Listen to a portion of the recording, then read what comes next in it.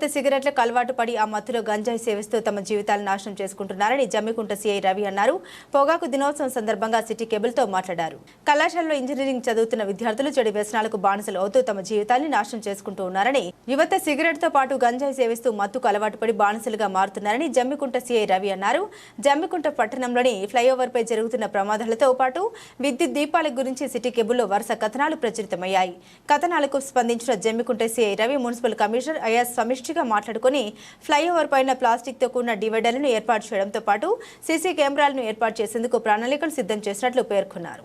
జమ్మికుంట పట్టణ మరియు మండల గ్రామస్తులందరికీ నా యొక్క నమస్కారాలు. ముఖ్యంగా ఈరోజు యాంటీ స్మోకింగ్ డే. దీనికి ప్రతి ఒక్కరు కూడా పొగాకు అలవాటు వాళ్ళ లంగ్స్ ఇబ్బంది పడుతున్నారు. కాబట్టి ఎవరు కూడా ఈ స్మోకింగ్కు అలవాటు చేసుకోవద్దని చెప్తున్నాం. ముఖ్యంగా యూత్ ఈ మధ్యలో సిగరెట్లకు బాగా అలవాటు పడుతుంది. పేరెంట్స్ దీని యొక్క ప్రత్యేకమైన శ్రద్ధ చూపెట్టేసి వీళ్ళను పొగాకు వైపు మళ్ళకుండా చూసుకోవాలి. ఈ యూత్ ఎక్కువగా సిగరెట్ తాగిన తర్వాత మెల్లిగా ఈ మత్తు ఎక్కువైపోయి గంజా వైపు అలవాటు పడే అవకాశం ఉంది. ఈ గంజా పైన మేము ఎప్పటికప్పుడు కౌన్సిలింగ్ చేస్తున్నాము. పేరెంట్స్ కూడా తగిన శ్రద్ధ తీసుకోవాలని కోరుతున్నాము.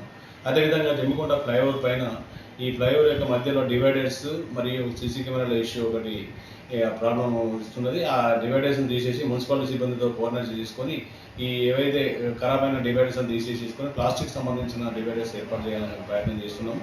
అదేవిధంగా సీసీ కెమెరాలు కూడా ఈ కూతుల బిడ్డ వల్ల ఖరాబ్ అయిపోయినాయి. అది కూడా వెంటనే రిపేర్ చేయించేసి వాటికి అన్ని అరేంజ్ చేయడానికి ప్రయత్నం చేస్తున్నాం. ఇవన్నీ ఎప్పటిలోగా పూర్తి చేస్తారు సార్? ఇవన్నీ జస్ట్ 1 వీక్లో కంప్లీట్ చేస్తాం.